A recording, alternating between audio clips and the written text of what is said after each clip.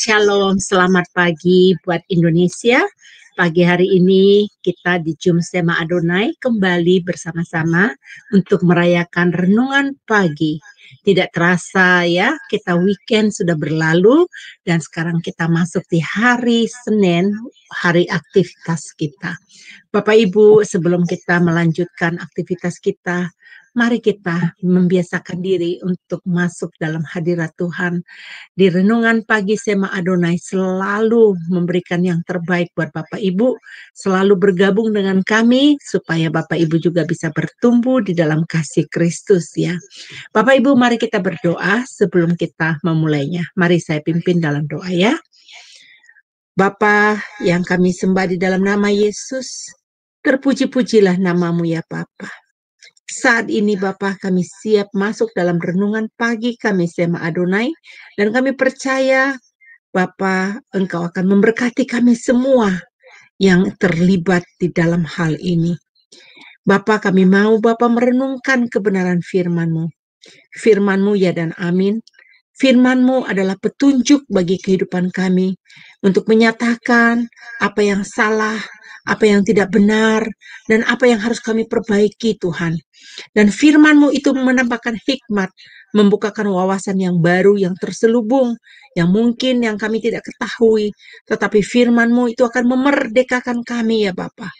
Bapa, terima kasih ya Bapa. Berkati Ibu Suryani yang akan memimpin renungan pagi ini.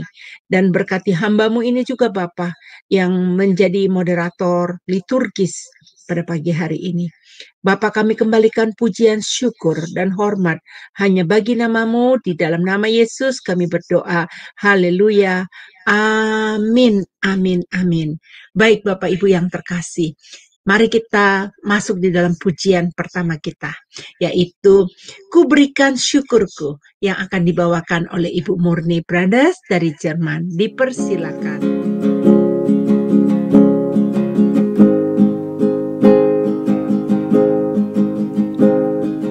Kau Bapa yang baik, selalu besertaku,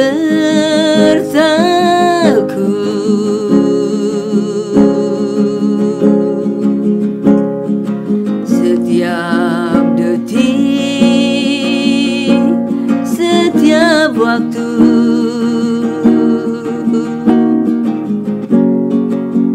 Kau perhatikanku,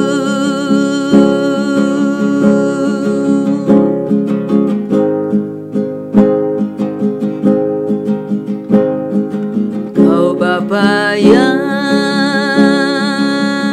setia, selalu menjagaku.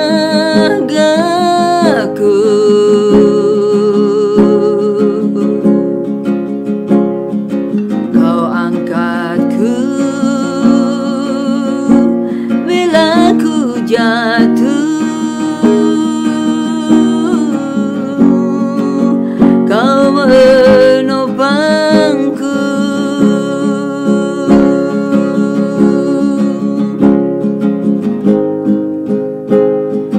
Ku berikan syukurku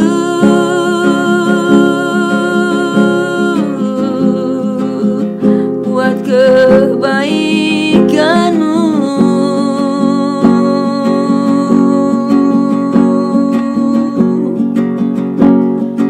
Ku berikan syukurku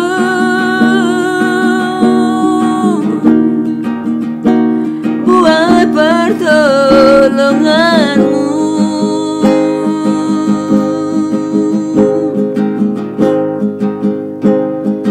Sebab Kau jadikanku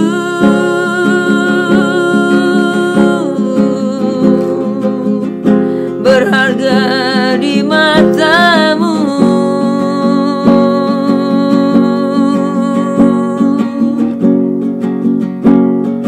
Kau Bapa yang baik,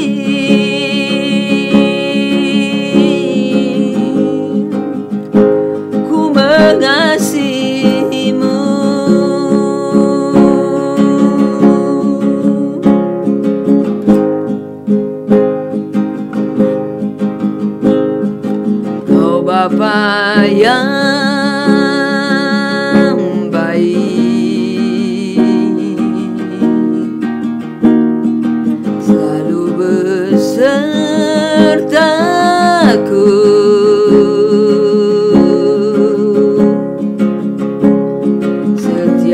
hati setiap waktu.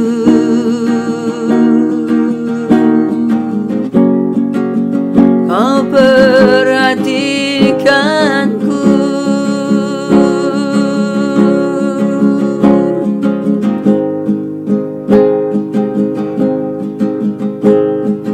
Kau Bapa yang setia, selalu menjagaku.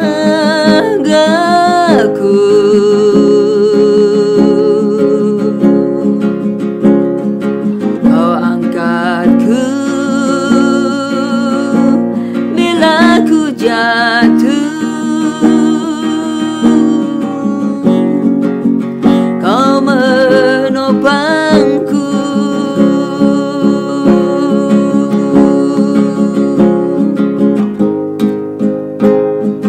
Ku berikan syukurku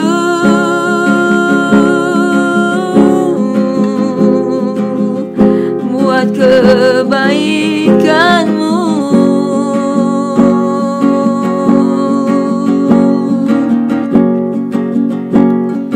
Ku berikan syukurku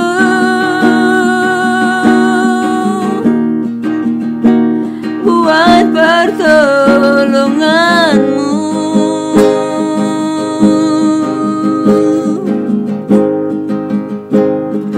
Sebab Kau jadikanku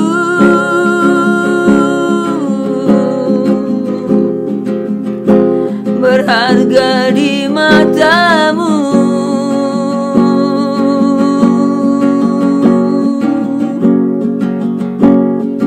Kau Bapa yang baik,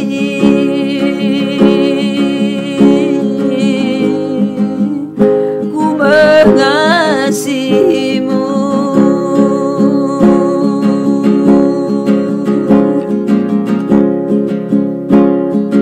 Ku berikan syukurku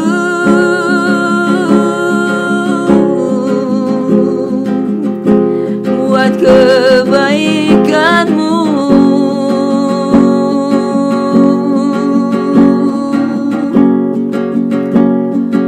Ku berikan syukurku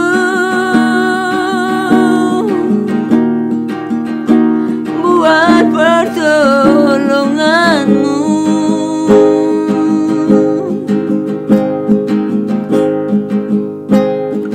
Sebab Kau jadikanku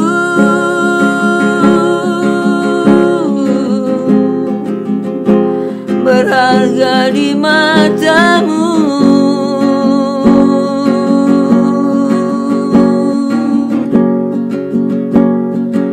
Kau Bapa yang baik,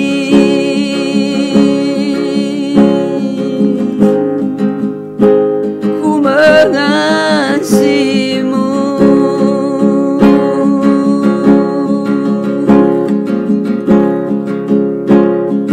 Kau Bapa yang baik,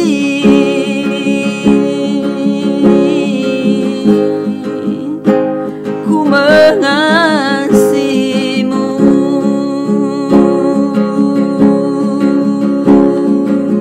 Puji nama Tuhan, pujian yang sangat memberkati hidup kita ya Bapak Ibu ya.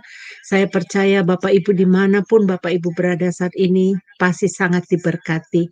Mari mempersiapkan hati Bapak Ibu. Kita akan mendengarkan firman Tuhan. Topiknya hari ini sangat menarik sekali. Buka topengmu. Apa yang mau disampaikan oleh Ibu Suryani? Mari kita menyimaknya ya. Mari Bapak Ibu kita mempersiapkan hati. Kita mempersilakan Ibu Suryani untuk membagikan renungan pagi pada hari ini. Dipersilakan kan Bu. Ya. Shalom, shalom ibu-ibu, Pagi bapak-bapak. Bu. Pagi, ya. Puji nama Tuhan, Tuhan itu luar biasa dahsyat. Kita berdoa sekali lagi ya. Kami serahkan jam firman Tuhan ini ke dalam tangan Tuhan. Kami minta Allah Roh Kudus menyingkapkan kebenaran-Mu. Pakai hamba urapi, sucikan, kuduskan supaya layak di hadapan Tuhan. Sehingga apapun yang diberitakan itu semua berasal daripada Tuhan. Terima kasih dalam nama Yesus. Haleluya. Amin. Saudara yang kekasih, topik kita hari ini adalah bukalah topengmu. Ya, kita melihat di dalam Matius pasal 23 ayat 27. Ya, kita lihat Matius 23 ayat 27. Di sini dikatakan, celakalah kamu, hai ahli-ahli Taurat dan orang-orang Farisi, hai kamu orang yang munafik, sebab kamu sama seperti kuburan yang dilapur putih dan sebelah luarnya memang bersih tampaknya, tetapi yang sebelah dalamnya penuh tulang belulang dan berbagai jenis kotoran. Nah, saudaraku yang kekasih, kita melihat di sini bahwa Tuhan sangat keras sekali menegur orang-orang ahli-ahli Taurat, orang-orang Farisi, karena mereka itu adalah orang-orang yang munafik. Di luar kelihatannya bagus sekali, tetapi di dalam penuh dengan kebusukan. Nah, saudara, kita melihat di sini Tuhan sangat mengenal hati kita. Tuhan sangat mengenal motivasi yang ada di dalam hati kita. Padahal orang Farisi ini adalah pekerjaannya itu adalah melayani di bait Allah dan juga melayani orang-orang pada saat itu. Tetapi Tuhan katakan, kenapa mereka orang celaka? Karena mereka hanya performanya saja. Mereka hanya performanya saja, di luar begitu bagus performan agamawinya, tetapi ternyata di dalamnya penuh dengan kebusukan. Jadi saudara, jadi orang yang munafik adalah orang yang memakai topeng. Orang yang memakai topeng, kita tidak kenal wajah aslinya, karena mereka mempunyai dua wajah. Jadi Tuhan Yesus mengatakan kepada orang Farisi bahwa mereka itu adalah orang munafik. Ada yang mengatakan juga, ada yang mengatakan singkatan dari munafik itu adalah pikiran Nabi, wajah Nabi, muka Nabi, pikiran kotor. Itu istilah udah lama ya, muka Nabi, pikiran kotor.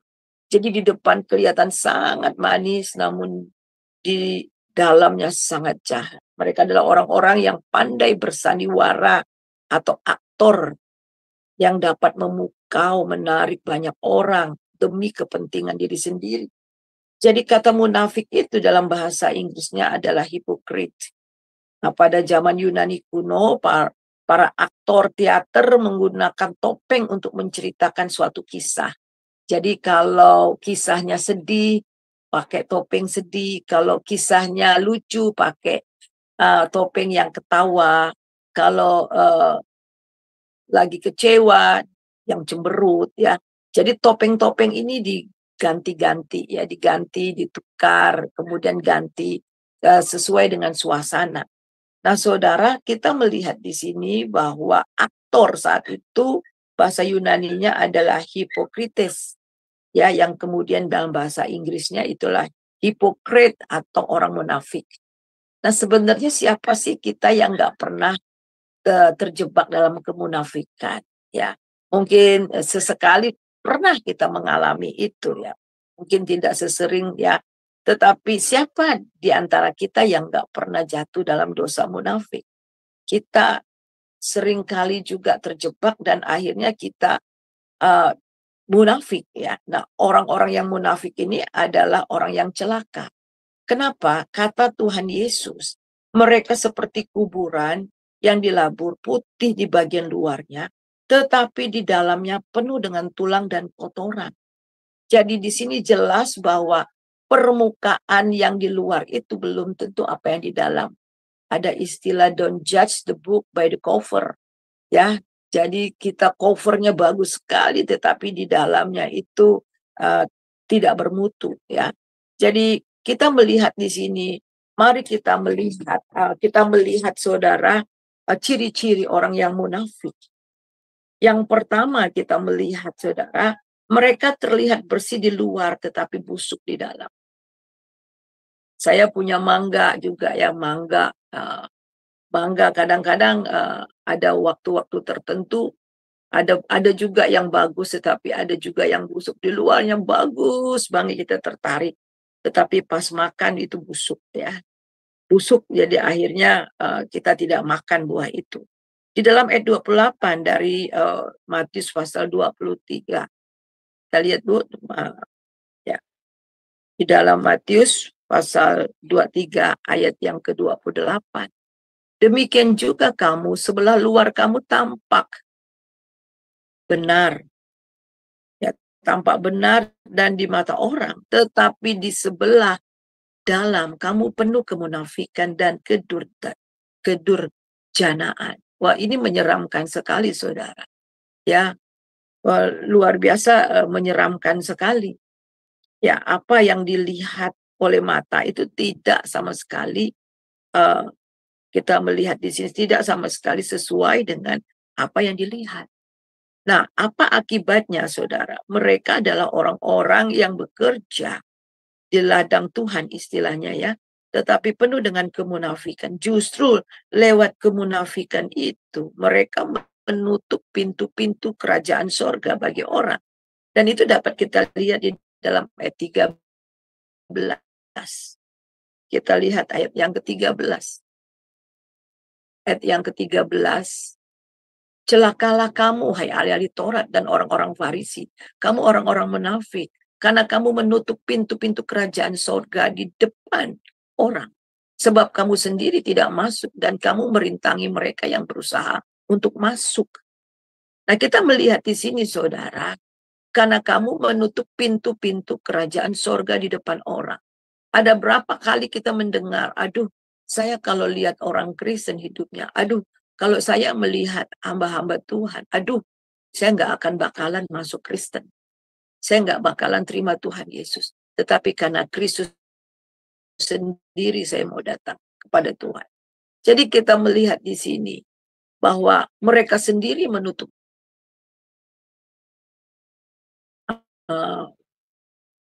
kadang-kadang kalau ada orang punya rumah kos-kosan gitu ya, nanti nggak mau terima orang Kristen. Tetapi bukan hanya karena orang Kristennya, tetapi karena ada beberapa alasan yang sering didengar. Namanya Petrus, namanya Lukas, dan sebagainya. Tetapi rumah kos-kosan akhirnya bapak perempuan. Namanya Petrus, namanya Lukas, dan sebagainya. Tetapi minum-minum di situ. Sehingga yang mempunyai kos-kosan itu nggak mau. Jadi alasannya begini caranya. Oh, boleh katanya. Maaf, kamu kalau ibadah itu hari apa? Wah, saya kalau ibadah hari Minggu. Nah, nanti mulai alat aduh minta maaf ya. Ini kos-kosan sebenarnya sudah ada yang ini, cuman dia belum hubungin lagi jadi minta maaf. Nah, kenapa saudara? Kita melihat di sini dari tingkah laku orang-orang yang mengaku Kristen, orang-orang yang mengaku anak Tuhan, tetapi tidak hidup sesuai apa yang dikatakan firman Tuhan, justru menutup pintu kerajaan surga. Ya, jadi mereka sendiri tidak masuk ke dalamnya. Jadi sama seperti orang bilang, ayo terima Yesus, percaya Yesus. Tapi mereka sendiri tidak percaya kepada Tuhan Yesus. Jadi inilah orang-orang yang munafik, saudara. Orang-orang yang memakai topeng. Nah, kita melihat apa ciri-ciri daripada orang-orang yang memakai topeng ini. Yang tadi kita sudah lihat tadi, mereka terlihat bersih di luar, tetapi busuk di dalam. Ayat 28 diulang lagi. Demikian jugalah kamu, di sebelah luar kamu tampak benar di mata orang, tetapi sebelah dalam kamu penuh kemunafikan dan kedurjanaan. Jadi Tuhan mau kita hidup transparan, tidak punya dua dunia, tidak punya dua dunia, tidak punya dua kehidupan. Di depan orang, di belakang orang, kita sama. Ya, Anda tidak perlu terlihat rohani untuk menjadi manusia rohani. Karena orang yang dipimpin oleh Roh Allah, maka secara otomatis kita menjadi anak-anak Allah dan kita akan diubah dari waktu ke waktu. Nah, Allah terbesar. Kita lihat alasan terbesar. Mengapa mereka sampai seperti itu? Satu jawabannya, mereka hanya menekankan keagamaannya. Sebab itulah kita tahu bahwa kekristenan itu bukanlah agamawi. Kekristenan itu bukan ritual-ritual. Saudara bisa ibadah dari pagi sampai malam, sampai besok lagi. Tetapi kalau tanpa hubungan kita dengan Tuhan, hidup kita nggak berubah. Gereja bukan bisa gedung gereja, hadir di gereja tidak bisa mengubah seseorang. Tanpa kita mengalami perjumpaan secara pribadi dengan Tuhan. Jadi yang nampak itu adalah daging kita. Yang namanya daging tidak akan pernah berkenan di hadapan Tuhan. Sebab itu saudara, itu jawabannya. Mereka memang aktif, mereka memang giat di dalam pekerjaan Tuhan, dalam beribadah dan sebagainya. Tetapi jauh daripada Tuhan. Sehingga Tuhan Yesus juga katakan bahwa bibir mereka memuji Tuhan, tetapi hati mereka jauh daripada Tuhan. Nah saudara, mari kita akan melihat. Ya, jadi yang pertama itu kita melihat bahwa kekristenan itu bukanlah agamawi. Tetapi kekristenan itu adalah relationship dengan Tuhan. Dan kita tidak akan pernah menjadi rohani dengan cara hidup seperti orang rohani. Itu adalah bungkusnya saja. Tetapi di dalamnya penuh tulang belulang, kata Tuhan Yesus. Nah, mari kita akan melihat ciri-ciri mereka. Tadi yang pertama, mereka kelihatannya bersih di luar, tetapi di dalamnya busuk. Kemudian yang kedua, apa yang mereka lakukan hanyalah untuk dilihat orang. Nah ini, hanya untuk dilihat orang. Supaya orang bilang, wow, orang ini rohani banget ya. Wah, orang ini takut sama Tuhan ya. Ya, jadi mereka berdoa di simpang-simpang jalan. Jadi ketika ada orang lewat, mereka mulai angkat tangan, kemudian berdoa, kelihatannya supaya orang lihat. Nah, ini kehidupan orang-orang Farisi pada saat itu, ya. Inilah topeng-topeng yang mereka lakukan. Kemudian mereka mengajar tetapi tidak melakukannya. Saudara, teach what you practice. And practice what you teach. Jadi kita mengajar apa yang kita praktekkan. Jadi saudara, apa yang kita ajar itu, kita harus tahu bahwa itu bukan hanya memberikan informasi, tetapi itu transfer life. When we preach the word of God, that's mean we transfer life, not give information only. Jadi bukan hanya memberi informasi, tetapi mentransfer life. Jadi mentransfer life, mentransfer kehidupan kepada orang yang mendengarkannya. Jadi teach what you practice and practice what you teach. Jadi justru yang kita bagikan, yang kita ajarkan itu adalah apa yang sudah kita alami, apa yang kita sudah ajarkan. Dan kita ajarkan apa yang kita sudah praktekkan. Jadi ini jelas saudara, bahwa Tuhan sangat mengecam mereka. Mereka hanya mengajar, tetapi mereka sendiri tidak melakukannya. Coba kita baca ayat yang ketiga. Jadi Matius 23 ayat yang ketiga. Ya, ayat yang ketiga. Sebab itu turutilah dan lakukanlah segala sesuatu yang mereka ajarkan kepadamu. Tetapi jangan kamu turut perbuatan-perbuatan mereka, karena mereka mengajarkan tetapi tidak melakukannya. Sehingga Tuhan Yesus mengatakan pada saat itu, kalau lihat kehidupan orang Farisi, saudara, itu menutup pintu kerajaan surga. Kita tidak akan datang kepada Kristus, karena justru dia menentang Kristus, karena ambisi-ambisi pribadi. Nah, tetapi Tuhan Yesus katakan, terima saja ajarannya, tetapi jangan turuti kelakuan mereka. Tetapi jangan pernah kita berkata, ya kamu turuti aja deh, aku teladan saya, ya bukan begitu juga ya. Karena ada ayat begini terus bilang, wah ya saya ini manusia lemah, saya ini masih manusia yang maklumlah banyak kelemahan, banyak dosa. Jadi ikutin aja ya ajaran saya, ikutin aja ya khotbah-khotbah saya, tetapi jangan lihat kelakuan saya. Oh, nggak bisa begitu ya saudara. Ya, ini perkataan Tuhan Yesus berbeda, tetapi banyak orang pakai perkataan ini untuk membenarkan dirinya sendiri. Jadi kita melihat di situ saudara bahwa Tuhan mau supaya kita apa yang kita katakan itu yang kita lakukan.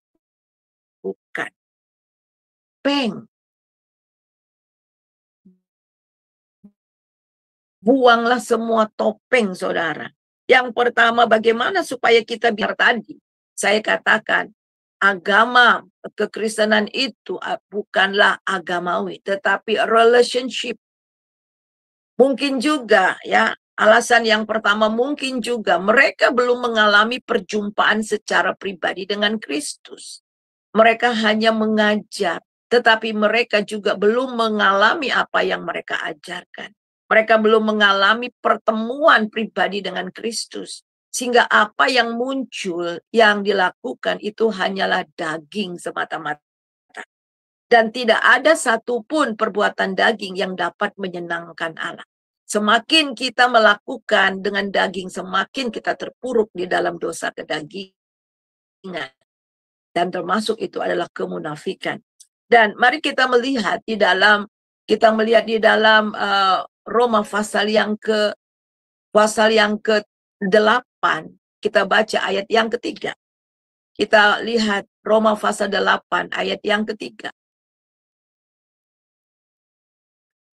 Sebab apa yang tidak mungkin dilakukan hukum Taurat karena tak berdaya oleh daging, telah dilakukan Allah dengan jalan mengutus anaknya sendiri dalam daging, yang serupa dengan daging dan dikuasai dosa karena dosa. Ia telah menjatuhkan hukuman dosa di dalam daging.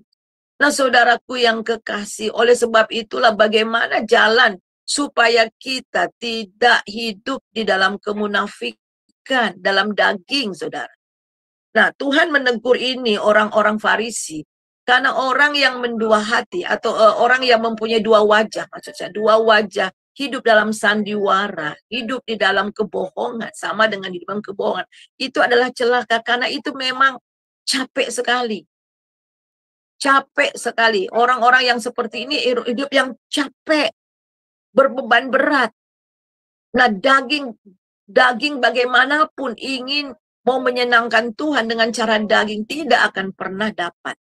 Sebab itulah kita melihat apa yang tidak mungkin dilakukan oleh daging kita, dilakukan dengan daging Yesus. Dengan cara bagaimana? Dengan cara apa yang tidak mungkin dilakukan hukum Taurat karena tak berdaya oleh daging. Jadi orang-orang Farisi ini, saudara, mereka berusaha untuk melakukan hukum Taurat dengan sebaik-baiknya. Tetapi kita melihat di sini, mereka akhirnya bisa melakukan semua hukum Taurat. Akan tetapi akhirnya mereka jatuh lagi ke dalam legalistik. Semakin mereka bisa menganggap mereka bisa melakukan hukum Taurat. Dan akhirnya mereka merasa bahwa mereka adalah orang benar dari tingkah laku mereka. Dan kita lihat contohnya itu adalah Paulus juga. Nah, kita melihat ini. Jadi tidak akan mungkin kita dapat melakukan hukum Taurat yang rohani itu dengan kedagingan kita. Sebab itu, saudara, Tuhan Yesus menjadi daging.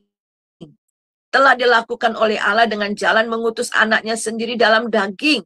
Yang serupa dengan daging yang dikuasa dosa oleh karena dosa. Ia telah menjatuhkan hukuman dosa di dalam daging. Jadi Tuhan Yesus mati di atas kayu salib untuk menggenapi hukum Taurat. Saudara, setiap hukum Taurat yang kita langgar itu mendapatkan kutuk, saudara. Tetapi Tuhan Yesus mati di atas kayu salib. Dia menanggung semua kutuk kita. Di dalam daging Tuhan Yesus, semua kelemahan-kelemahan daging kita ditimpakan di dalam daging Yesus yang tidak berdosa itu. Wah, luar biasa, saudara. Taurat digenapi di dalam kita. Orang-orang Farisi berusaha untuk menggenapi semua hukum Taurat dengan cara mereka. Dan akhirnya mereka tidak sanggup karena daging mereka tidak sanggup. Dan akhirnya jatuh ke dalam kemunafikan, topeng demi topeng. Nah, oleh sebab itu Kristus adalah jawaban dari semua itu. Supaya apa? Supaya tuntutan hukum Taurat digenapi dalam kita yang percaya kepada Kristus. Jadi sekali lagi untuk kita pertama melepaskan topeng itu, kita harus sadar bahwa lewat daging kita tidak akan mungkin menyenangkan hati Allah. Lepas topeng itu, lepas daging itu dan bawa, serahkan semua kedagingan di atas daging Tuhan Yesus yang tersalib itu. Supaya kita bisa dimerdekakan. Dan kemudian yang tidak menurut daging, tetapi menurut roh. Jadi kita melihat hanya hidup menurut roh lah kita dapat menyenangkan hati Tuhan. Kita lihat di dalam ayat yang ke-11 dari Roma pasal 8. Roma 11 ayat yang ke-8. Dan jika roh dia, Roma 8 ayat yang ke-11. Ya. Dan jika dia yang telah membangkitkan Yesus dari antara orang mati diam dalam kamu, maka ia juga membangkitkan Kristus. Ia telah membangkitkan Kristus Yesus di antara orang mati, akan menghidupkan juga tubuhmu yang fana, itu oleh roh Allah yang diam di dalam kamu. Jadi saudara, kita melihat di sini bahwa hanya hidup di dalam Roh Kudus, ya, kita dapat menyenangkan hati Allah. Jadi bagaimana caranya kita bisa membuka topeng kita, ya, buka topeng kita. Tidak ada jalan keluar, harus mengakui keadaan kita. Saat kita mengakui keadaan kita, kebobrokan kita, ketidakberdayaan kita, kemunafikan kita, kita mengakui itu di hadapan Tuhan dan meletakkan itu di kaki salib Tuhan Yesus. Maka kita melihat di sini kita dimerdekakan. Sebab jika kamu hidup menurut daging, kamu akan mati. Tetapi jika oleh roh, kamu mematikan perbuatan-perbuatan daging.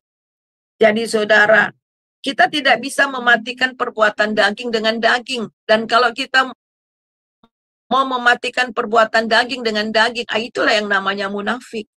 Kita tahu kita tidak berdaya, kita tahu bahwa kita tidak sanggup. Tetapi kita berusaha dengan kekuatan kita sendiri menutupinya. Dengan daging yang kelihatannya bagus di luar, tetapi di dalam penuh dengan kebusukan. Nah, firman Tuhan hari ini mengajar kepada kita bahwa kita harus sungguh-sungguh memiliki hubungan secara pribadi dengan Tuhan. Nah, mari kita melihat yang terakhir, mari kita melihat bagaimana kita dapat membuang topeng kita. Tadi kita lihat yang pertama harus mengalami perjumpaan pribadi dengan Tuhan. Dan ketika saudara sudah ada di dalam Tuhan, saudara hidup di dalam terang Tuhan. Kita tidak bisa mempunyai dua dunia. Kita baca di dalam 1 Yohanes pasal yang pertama. Mari kita baca di dalam 1 Yohanes pasal yang pertama. Kita baca ayat yang kelima. Pertama ayat yang kelima. Telah kami dengar dari dia dan yang kami sampaikan kepada kamu. Allah adalah terang dan di dalam dia sama sekali tidak ada kegelapan. Nah, ini masih ada hubungannya dengan pelajaran kita, renungan kita minggu lalu yang adalah rise and shine. Ya. Jadi Allah itu adalah terang, saudara. Apa yang dimaksudkan dengan terang di sini? Terang itu dimaksudkan dengan terang itu adalah kekudusan. Allah itu kudus, Allah itu benar, Allah itu suci. Jadi di dalam Tuhan, di dalam Allah kita tidak ada kegelapan. Tidak ada. Not at all. Jadi sama sekali tidak ada sama sekali.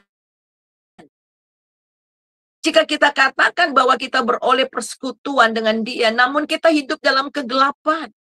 Jadi kalau kita katakan kita bersekutu dengan dia, namun kita masih pakai topeng-topeng. Kegelapan, hidup dalam kegelapan pakai topeng. Kita berdusta. Jadi orang yang memakai topeng itu adalah berdusta. Itu berdusta, menipu diri sendiri. Kita tidak ada di dalam kebenaran. Tetapi jika kita hidup dalam terang, sama seperti dia ada di dalam terang, maka kita beroleh persekutuan seorang dengan yang lain. Jadi kita melihat di sini, saudara, di dalam Allah tidak ada kegelapan sama sekali. Nah, bagaimana supaya bisa kegelapan itu sirna? Ya undang Tuhan Yesus, undang yang Yesus yang adalah terang itu. Langsung kegelapan akan beranjak, tersingkir. Jadi ayat yang ke-7, tetapi jika kita hidup dalam terang, sama seperti dia adalah terang, maka kita beroleh persekutuan seorang dengan yang lain. Dan darah anaknya itu menyucikan kita dari segala dosa kita. Dia menyucikan kita dari waktu ke waktu. Jadi ketika hidup kita otentik dengan Tuhan, ketika kehidupan kita hidup di dalam terang Tuhan, saudara, otomatis terang itu datang. Dan tidak ada lagi topeng yang bisa kita pakai. Karena di dalam terang semuanya nampak. Karena di dalam terang tidak ada kegelapan sama sekali. Jadi yang kedua, supaya kita betul-betul membuang topeng kita. Topeng tidak lagi memakai topeng. Tinggal dalam terang. Tidak ada sesuatu yang kita bisa sembunyikan di dalam terang. Karena terang itu menyinari semuanya. Semua yang tidak baik, semuanya nampak dengan jelas. Sehingga ketika nampak dengan jelas, kita menyadarinya. Dan kita mengakuinya, darah Yesus menyucikan kita. Ini adalah proses penyucian. Proses penyucian. Di mana Tuhan terus menyucikan kita dari waktu ke waktu. Ketika kita benar-benar menempel dan hidup pada terang itu. Semua hal-hal yang tidak beres dalam hidup kita diterangi Tuhan. Dengan satu tujuan. Supaya kita bereskan. Dan darah Yesus itu menyucikan kita. Dan jika kita berkata bahwa kita tidak berdosa, maka kita menipu diri kita sendiri. Dan kebenaran tidak ada dalam kita. Sekali lagi, topeng itu adalah menipu diri sendiri. Jadi jika kita berkata bahwa kita tidak berdosa, membenarkan diri, maka kita menipu diri kita sendiri. Dan kebenaran tidak ada di dalam kita. Dan sama sekali tidak ada kebenaran dalam kita. Jadi hidup jujur itu juga berarti kita jujur terhadap Allah. Kita jujur diri sendiri. Dan jujur terhadap orang lain. Tidak ada topeng yang kita pakai. Tidak ada topeng untuk menipu diri sendiri dan juga untuk menipu orang lain. Jika kita mengaku dosa kita, maka ia adalah setia dan adil. Jadi saudara yang kekasih, tidak ada jalan lain keluar. Tidak ada jalan lain untuk keluar dari kemunafikan dan membuka topeng. Selain mengakui semua kelemahan kita, kedagingan kita, ketidakmampuan kita. Dan ketika dikatakan bahwa kita berdosa, kita mengaku. Kita terbuka. Dan maka ia adalah setia dan adil. Dan menyucikan kita dari segala dosa dan kejahatan. Jika kita berkata kita tidak berbuat dosa, maka kita dan firman-Nya tidak ada dalam diri kita. Sekali lagi, jika kita katakan bahwa kita tidak berdosa, kita membuat dia menjadi pendusta dan firman-Nya tidak ada di dalam diri kita. Dan yang terakhir, saudara, kita mau dengan komitmen yang sungguh. Komitmen yang sungguh untuk menghidupi kehidupan ini di dalam roh. Sehingga kita betul-betul menghidupi kehidupan yang berkenan kepada Allah. Tidak hidup di dalam daging. Segala sesuatu yang dibuat dalam daging. Tidak ada yang berkenan pada Allah. Ada ayat ini memang sering saya lihat dalam Pasal 2 Korintus pasal yang keempat ayat yang kedua. 2 Korintus. Nah ini. Tetapi kami menolak segala perbuatan tersembunyi yang memalukan. Apakah ada kehidupan yang tersembunyi dalam kehidupan kita yang tidak diketahui oleh orang? Paulus katakan kami menolak semua itu. Kehidupan yang tersembunyi, double life itu adalah topeng. Tuhan bilang buang topengmu. Dia keras sekali ngomong kepada orang-orang Farisi untuk buang topeng. Dan Paulus katakan dulu Paulus memakai topeng. Memakai topeng berdasarkan keagamaannya yang sangat luar biasa, tetapi hati penuh dengan kebencian. Di lain pihak mengatakan kasihilah sesamamu manusia, tetapi dia membunuh, mengejar-ngejar orang Kristen pada saat itu. Tetapi setelah dia mengalami perjumpaan dengan Tuhan dan dia katakan kami menolak semua perbuatan yang tersembunyi. Tidak ada yang tersembunyi, tidak ada double life. Transparan, hidup yang transparan. Dilihat atau tidak dilihat, orang tetap sama. Kami tidak berlaku licik, kami tidak memalsukan firman. Jadi tidak licik, saudara, tidak memasukkan firman. Orang-orang Farisi, orang-orang yang munafik ini, yang memakai topeng ini, mereka memalsukan firman, memakai hukum Taurat untuk kepentingan mereka pribadi. Tapi justru lewat semua itu menutup pintu surga bagi orang-orang untuk datang kepada Tuhan. Sebaliknya kami mengatakan kebenaran.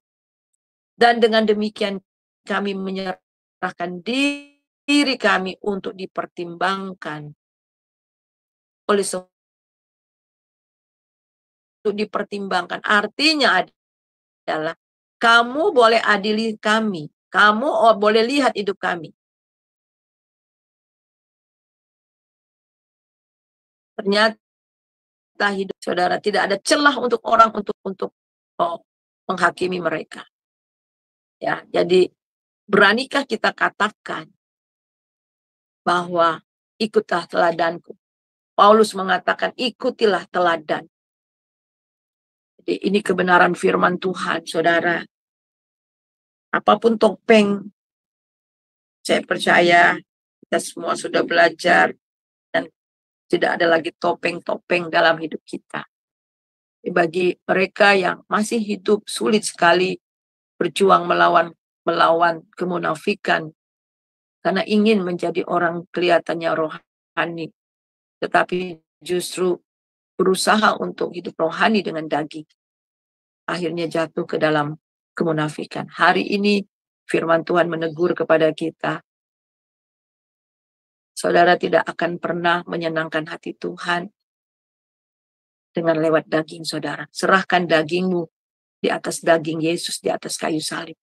Karena dari sanalah penyelesaian atas daging. Sehingga kita tidak hidup lagi oleh daging, tetapi oleh roh yang menyenangkan hati Tuhan. Di mana ada roh Allah, di situ ada kemerdekaan. Amin. Kita merdeka dari kemunafikan, merdeka dari legalistik. Kita transparan, kita bisa hidup apa adanya. Hidup yang seperti itulah hidup yang penuh dengan kelegaan. Amin. Dan tanpa beban. Mari kita satu dalam doa, minta Ibu Heni berdoa untuk firman Tuhan. Mari kita satukan hati di dalam doa ya. Bapa Surgawi, kami sangat bersyukur ya Bapa.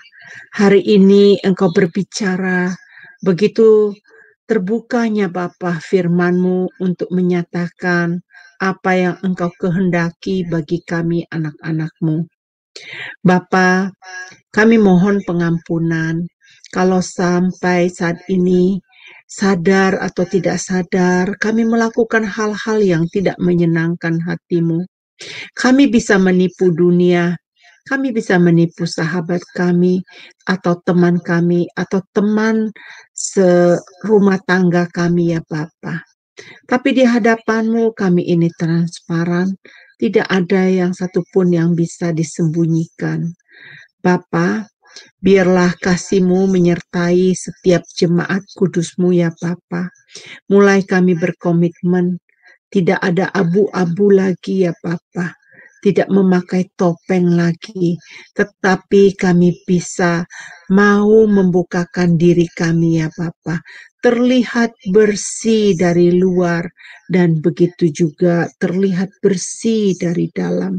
Kami tidak mau Tuhan ilustrasi yang disampaikan hamba-Mu mengenai buah mangga yang begitu bagus kelihatan dari luarnya, tetapi di dalamnya berulat ya Tuhan. Kami juga nggak mau Tuhan seperti demikian, seperti kuburan yang berlabur putih ya Bapa, tetapi di dalamnya kami ini tidak baik Bapa. Oleh sebab itu Bapa, kami mau Bapa, kami mau di luar dan di dalam kami betul-betul Bapa diperbaiki oleh pertolongan Roh Kudus ya Bapa. Bapa, kami mau melakukan apa yang Engkau kehendaki dalam hidup kami. Kami mau membuang topeng kami ya Bapa. Kami mau berkomitmen Tuhan untuk sungguh-sungguh menghidupkan kebenaran firman-Mu di dalam kehidupan kami. Bapa, apabila jemaat-Mu saat ini yang mendengarkan di live streaming, walaupun juga mereka hanya menyimak dari YouTube ya Bapa, Engkau juga menjamah mereka sama seperti Engkau menjamah kami yang ada di Zoom Sema Adonai. Bapa Surgawi, kami berdoa berkati hamba-Mu, Ibu Pendeta Suryani yang telah menyampaikan firman. Bapak, kami mau berdoa untuk rencananya untuk berangkat ke Nigeria ya Bapak, untuk pelayanannya nanti. Dari timnya Tuhan ada 4 orang yang akan berangkat ke negara Nigeria ya Bapak. Bapak, kami meletakkan dia di dalam tangan kasih-Mu. Mengenai pembukingan tiket, kami serahkan di dalam tangan-Mu. Biarlah hamba-Mu ini Tuhan dapat melayani di negeri ya Tuhan dengan tidak kekurangan satu apapun. Bahkan Bapa, impartasikan Tuhan, berkati hamba-Mu ini agar dia bisa menjadi berkat di negara seberang sana ya Bapa. Walaupun jauh dari Indonesia, tapi kami percaya tugas misi yang Engkau berikan kepada Ibu Suryani akan terjadi Tuhan, transformasi yang luar biasa. Terjadi metanoia ya Tuhan. Bapa, terima kasih. Berkati kesehatan Ibu Suryani, berkati seluruh keberadaannya, dan kami menerima firman-Mu Tuhan. Jadikan rema dalam hidup kami. Biarlah firman ini Tuhan Engkau hidupkan kembali kepada kami Bapa, ingatkan kepada kami, agar kami berhati-hati menjalani kehidupan ini. Tidak menipu diri kami sendiri ya Bapa. Melakukan hal yang tidak benar Tuhan, itu berarti kami membohongi diri kami sendiri. Bapa, terima kasih.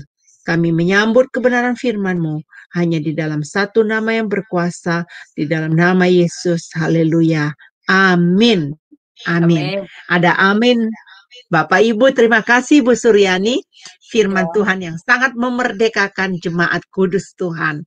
Saya percaya yang punya hati yang mau dilembutkan Tuhan.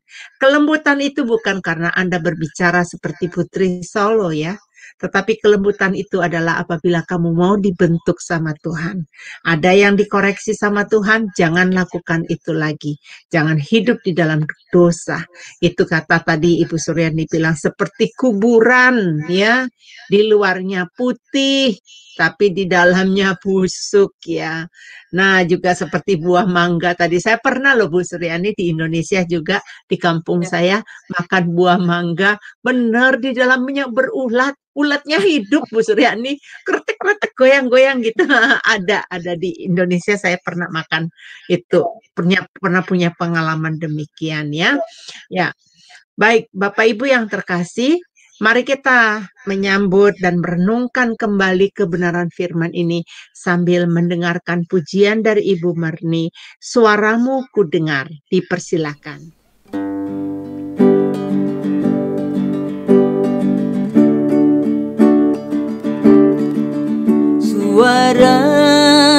suaramu ku dengar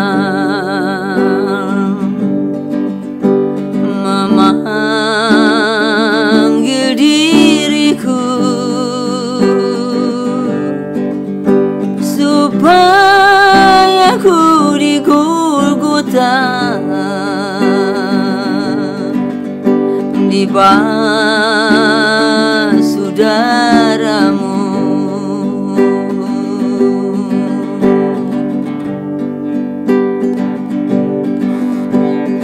Aku datanglah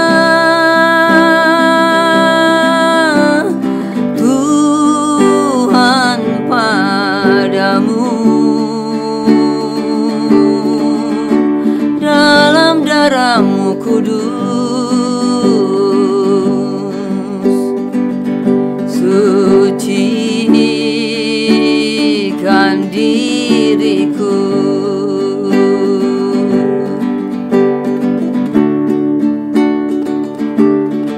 Kendatiku lemah, tenaga kau beri, kau hapus aib dosaku, hidupku pun bersih.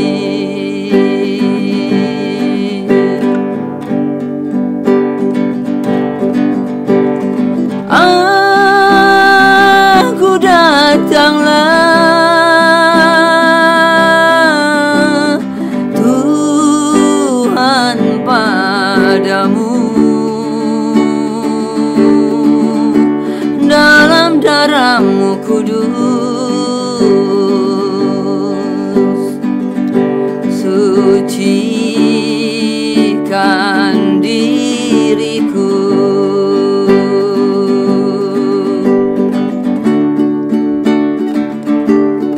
Kau panggil diriku supaya ku kenal iman harapan yang teguh dan kasih-Mu kekal.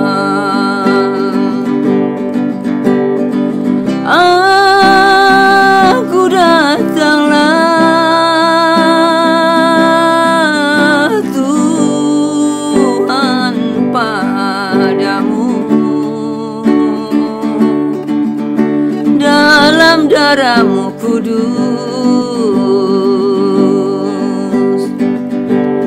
sucikan diriku.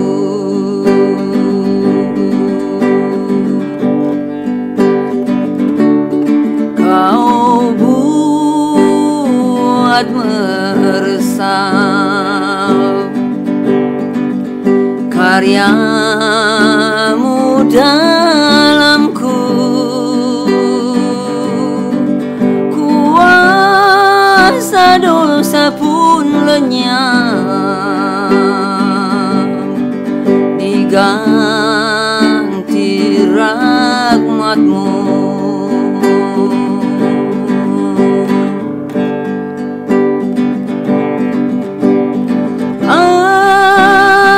Aku datanglah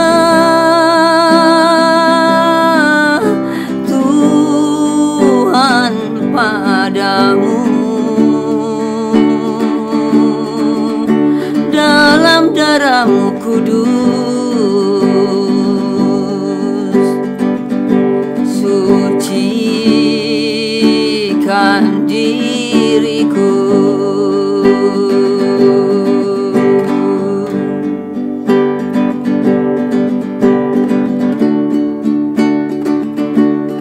Ya Yesus, Kau beri jaminan-Mu tetap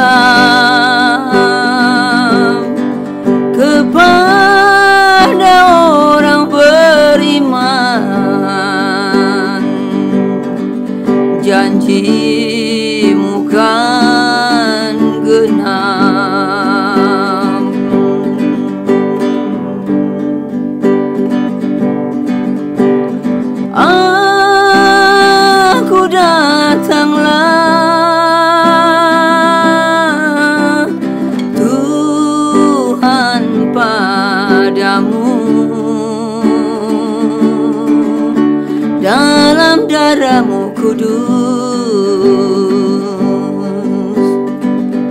sucikan diriku.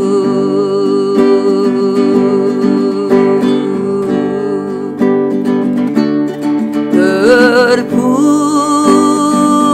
penebus, terpuji darahnya, terpuji Kristus Tuhanku,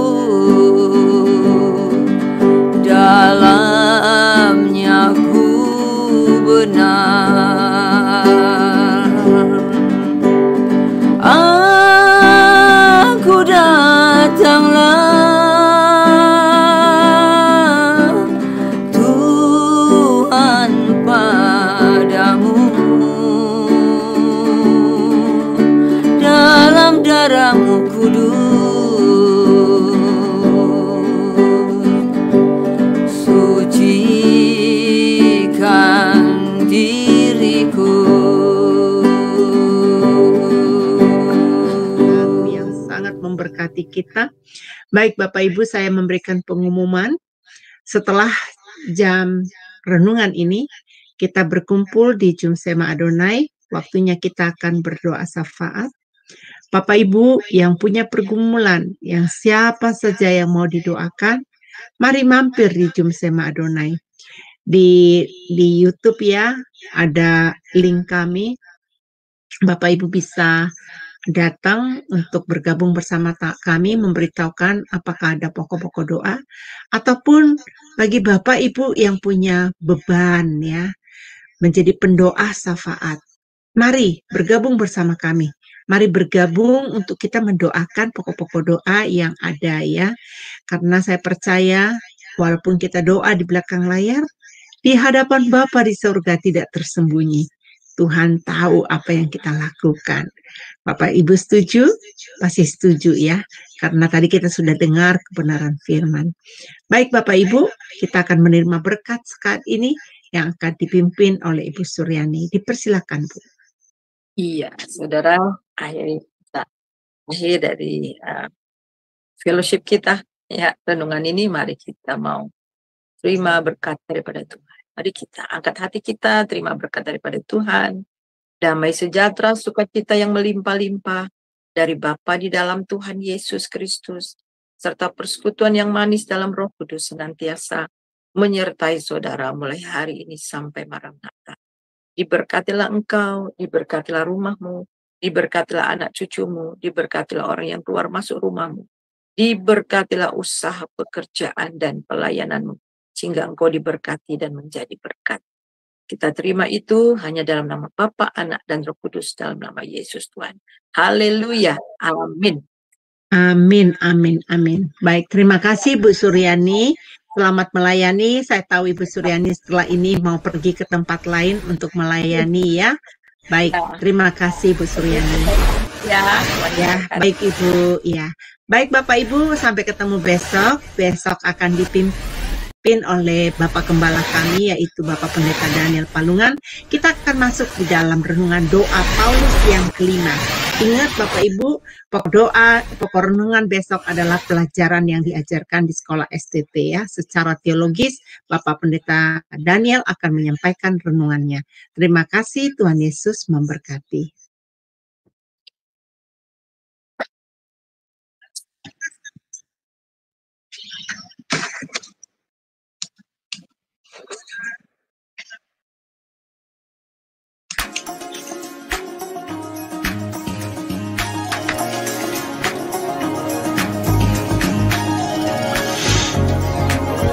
Iya, bisa stop. Udah.